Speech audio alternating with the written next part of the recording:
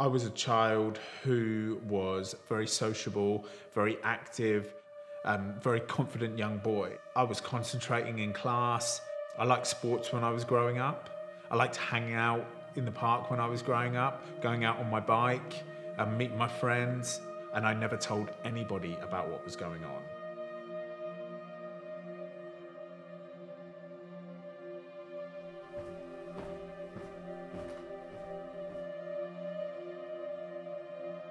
I grew up in a place called Crawley in London, and on a normal estate in a normal neighbourhood. I went to a public school, primary school. Up until I was 8 years old, I was just living as a child. I wasn't thinking about the future. You're just living in the moment, aren't you, at that age? So I was an energetic child with lots of friends and doing well at school and excelling in sports. And my home life was good. There was nothing out of the ordinary about anything that was going on with my life. There was a man who would come around the house, a trusted member of the family. He would come to parties and gatherings, and he was a trusted member of society also. I believe the more he spent time with me, the more he took a liking to me. I remember there was a girl group out at the time called TLC, and they had the song called No Scrubs, and I believe that was their album. And I wanted it so bad, but there was just no way of me getting hold of it. But I remember that he actually bought me that CD, and when he gave it to me, I just remember feeling really happy. I mean, how do you feel when somebody buys you a present at that age that you usually couldn't get? I mean, you're just over the moon. And I just felt really connected with him at that stage. Now, just for context, he was 25 years old, so it's not like he was an old man. He was an older boy in my eyes that I kind of looked up to. I thought he was cool. So anything that he was telling me, I was trying to do. Looking back at it now, of course, I can see that he was befriending me. He was making sure that I thought he was my friend and we were best friends. So it was just a good technique for him to kind of hook me in. And we've always just got to remember that your memories from those ages are so small compared to like the things that you remember and in the detail that you remember now. But I just cannot tell you like any kind of timeline whatsoever. All I know is we've got the TLC album as a moment. We've got playing Sonic the Hedgehog 2 as a moment on the Mega Drive. We've got playing football as a moment. And that's where it starts to become really confusing from my side and very frustrating because I can't tell you the order. And also it then starts to become very difficult to talk about, because if you're talking about this for the first time and you're very unsure about actually all the sequence of events, and you're worried about possibly reporting to the police or telling somebody for the first time, and you feel unsure yourself, it then gives you a lack of confidence to ever say anything. All I know is that I have a reference of 8 years old from where we were living, and I know that I have a reference of when he moved away. So the sexual abuse that was going on with me and this man, I've got a series of video snippets of that in my head that I can remember so vividly, in detail, maybe because they're so horrific.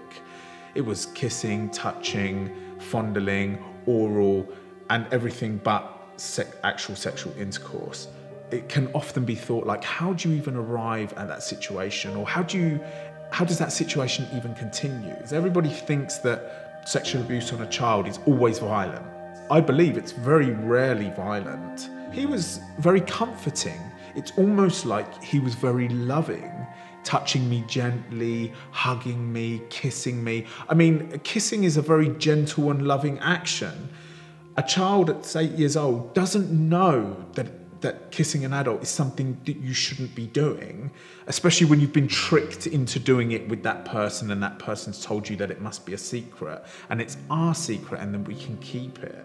So I had no alarm bells ringing at all, and none of what we were doing was violent. None of what we were doing was painful.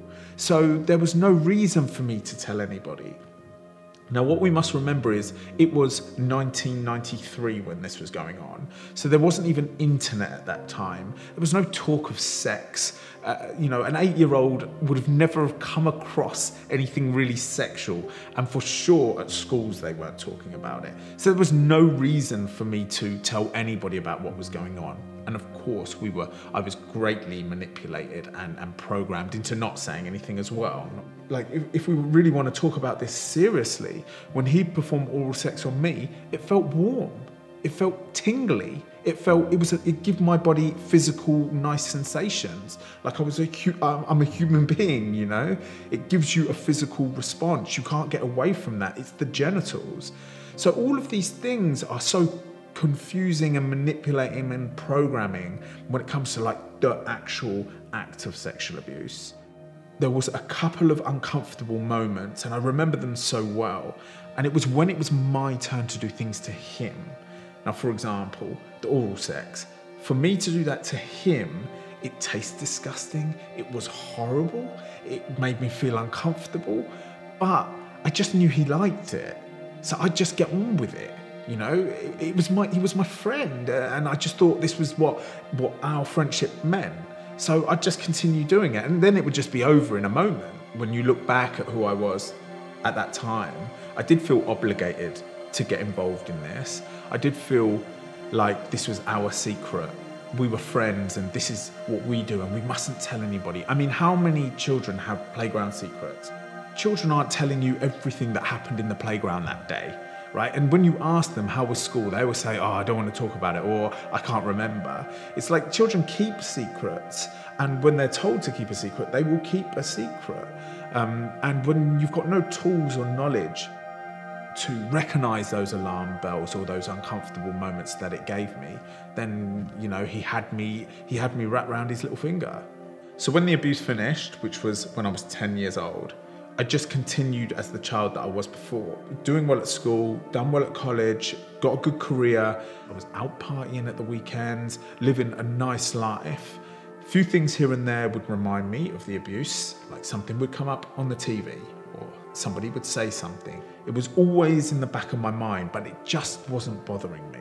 It would unsettle me for a moment, but then I'd just return back to normal because things were going well.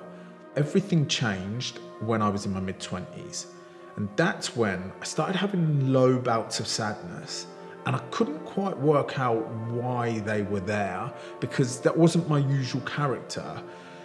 And then as time went on, the bouts of sadness got deeper and they just kind of grew in magnitude.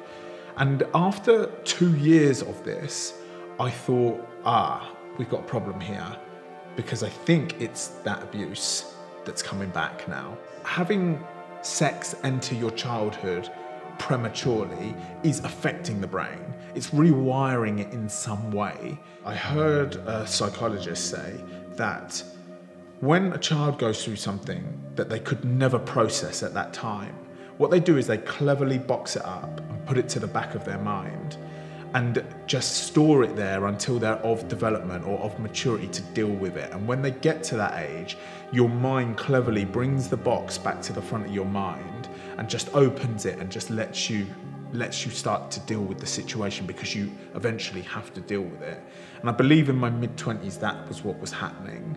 By this point I was 27 and the abuse finished when I was 10, so 17 years afterwards. And I'm like, for 17 years this has not bothered me. And so I was annoyed that this had come back.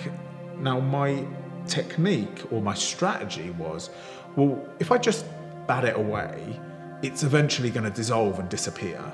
I mean, what 27-year-old man wants to start talking about another man that sexually abused him when he was a child? Nobody wants to talk about that.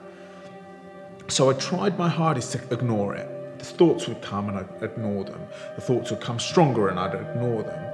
But after 2 years of doing this, I realized that I wasn't getting anywhere with it. And that is when, and really, I don't know why I thought this would be a good idea, but that's when I thought, you should tell somebody, because this whole ignoring it is not working.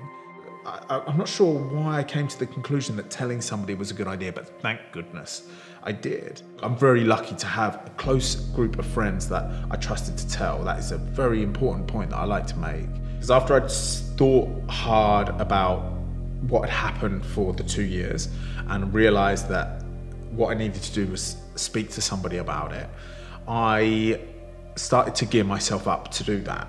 And I'd be in the pub with friends and I'd be like, I'm gonna do it now. Just do it, just do it, just do it. But then I literally could not get the words out. I'd go home and I'd be like, you just really should have done it. It would have been fine. The next opportunity, you've got to do it. And I'd be sitting around with friends and I'd be like, right, just say it now, just say it now, just say it. It's almost like a physical block in my body that wouldn't allow me to say it. But then the third time I went for it, I was drinking, I was with my friend, and I just remember saying to him, mate, you are never gonna believe what happened to me when I was younger. And when I actually told him, he could not believe it.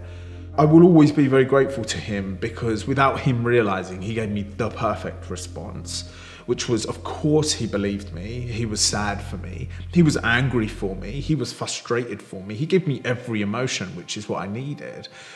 And we talked about it.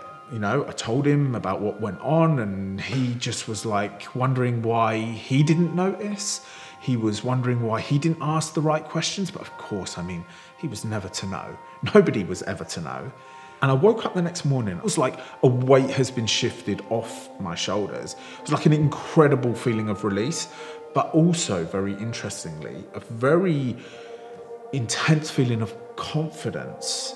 I felt like, wow, you could actually talk about this without any problems, and people aren't going to laugh at you. People aren't going to think any worse of you or think that you're lower in some way. They're actually just going to have empathy for what you're saying. And I started to think, well, why don't you tell another person? So I then told another person, and then maybe some months later I told another friend, and I kept doing this month on month until I told my close circle of friends. And the way I was talking about it started to change, because I started to talk about it with like a lot more confidence. I started branching out to my outer circle. Maybe I'd tell my friends' partners, or I'd tell my friends' parents. That's when things really started to evolve, because I started to understand that there's such power in these stories.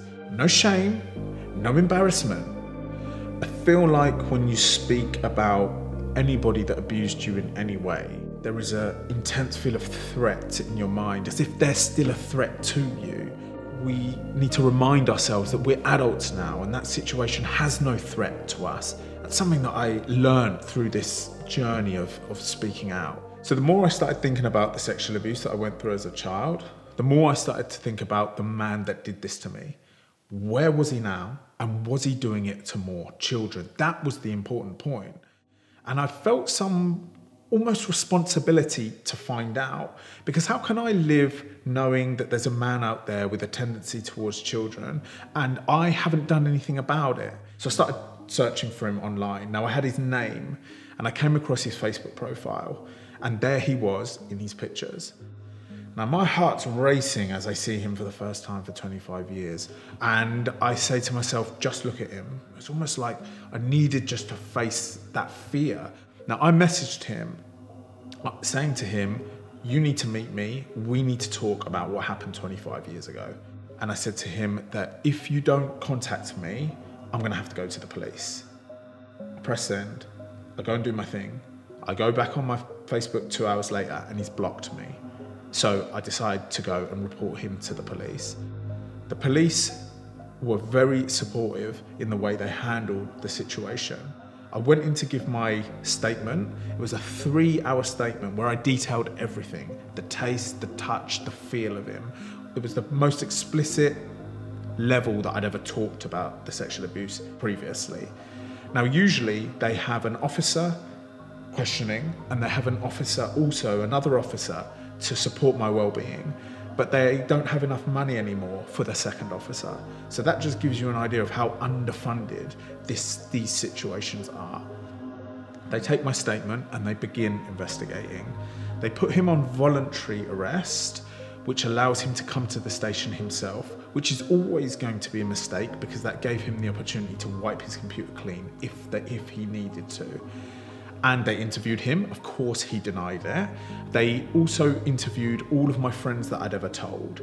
And now we come to a big problem. The police are continuing the investigation and they're asking me more questions. How often was he at the house? How was he even arriving at the house? And these are all questions that I didn't have any answers to. And the only people that have answers to that are my parents. And I always wanted my parents to go to their grave never finding out about what happened. But the fact that they had to be interviewed by the police meant that I had to tell them. And I will never forget their face the day that I told them. It has literally ripped their lives apart, and they will never ever recover from this because they're parents and they will feel and always feel that they failed to do their duty of keeping me safe. So that has torn their whole existence apart, and I wouldn't be surprised if they wake up every morning thinking about this and going to bed every morning thinking about this, blaming themselves. Now, the police investigation lasted for 9 months and eventually was closed because the police force can only take the strongest cases that year to court, and mine wasn't strong enough to make the cut. This was done in 1993. There wasn't a text message, there wasn't an email, there was none of that. Unfortunately, there's just not enough money to take every case to court. So my case didn't make court and they closed the case. So I have to swallow the fact that that man did something, he denied it, and he's still out there, most probably, statistics show us, doing this to more children, and that is a big problem. Because who knows what would have happened if we could have got that man in the dock. He probably would have crumbled under the pressure. I always want to make the point that throughout my prosecution attempt against the man that abused me when I was a child, the police were extremely supportive, but they are limited in what they can do due to funding. And the fact that my case got closed and we couldn't get a prosecution and take this to court is because of a lack of money. It's not that because of a lack of effort of the police, and I always want to make that point clear. Once the police investigation had been called off and I appealed it and was told that there was nothing that could be done, but I just couldn't shift the anger. He had denied it. How dare he deny it? So I decided that I wanted to face him, and actually the only way that I could face him was to find out where he lived and go and knock on his door, confront him on what he did and tell him that if he's still doing it to other children, then he must stop. Now, I didn't want to do this because I felt like it had one foot in like the criminal area, and I wasn't sure what even the outcome would be, how it was going to go, but I knew that it was something that I needed to do. When I packed my car up, knowing where he lived, the thought of knocking on his door made my heart race. I approached the door, I knocked, and he answered. Now, he recognized me instantly, went to slam the door shut, but I managed to hold it open with my foot, and I told him everything that I ever wanted to tell him. Now, what he actually did was call the police. I'd finished my piece, and I said to him, "Where are the police?" And he said that they're coming. So I said, "I'll wait up the top of the drive." The police arrived, and they came up to me and they said, "Can you tell me what you're doing here?" I pointed to him as he was peeking through the door, and I said, "That's the man that was sexually abusing me when I was a child, and I've come to speak to him about it." And they were like, "Oh." They could see that I wasn't there to cause any trouble or violence. I was arrested because the man that abused me decided to prosecute me, press charges against me, and he was pressing charges against me for stalking, harassment, and assault. I had to go to court 3 times. I pleaded not guilty, and they actually found me guilty for the assault, and they gave me a caution for the stalking and harassment.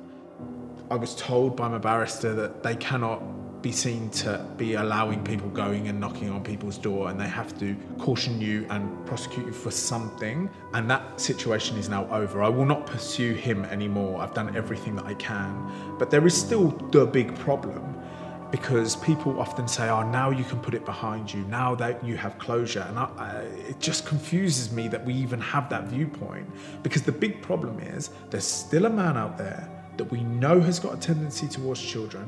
No one's monitoring his whereabouts, what job he does, what he's doing online. And that is where the big problem is. And that's when it starts to become bigger than my story. Everything I learned on this journey showed me that there is so much strength in stories, and actually when I started speaking out loud about what happened, just gave me such a great release and a confidence with what happened and helped me deal with it. So I wanted to give that same opportunity to others that wanted to share if they wished to do so. So I launched a new platform online called Something to Say, and that's where we started to share other people's stories, and people started to express what happened to them when they were children. And this thing just started to gain momentum, and we started to evolve it into different areas, and now it's just really become a thing. Something that I'm really trying to push here is the awareness, getting people to understand that this doesn't happen in certain communities or certain social circles. This is actually creeped into all communities and all societies, and it's something that we really need to work hard at changing the perception of it, changing the importance of it, changing the priority of it. And I believe that there are some key areas to doing this. Number one is to show people and allow people to speak their story with strength and courage, to let them know that we will not hold them to any shame or embarrassment, and just to show people that that can be done if they wish to do so. The next one is education. Let's just get the young people educated on the simple things, like where the private areas are on their body and what to do if anybody goes near them. There are just simple pieces of education, along with the stranger danger conversation and say no to drugs conversation. These are all in the same pot. Let's get the young people, give them the tools and the knowledge to understand if something's happening to them and that they can tell us. I often ask the question, is paedophilia something that somebody's born with, or something that somebody learns as their life goes on? I don't know what the answer is, but what I know is it is preventable. How are we going to catch them or help them not do it for the first time? Because guaranteed once they've done it once, they'll continue doing it for the rest of their lives. And it's all about prevention here. We need to be working towards prevention, and that's what a lot of the movement is about. We're receiving messages every day from people saying that the platform has given them strength and courage to speak out themselves, in particular men, because men don't see other men speak out very often. So to come to this platform, Something to Say, and see how much strength and courage there is around this.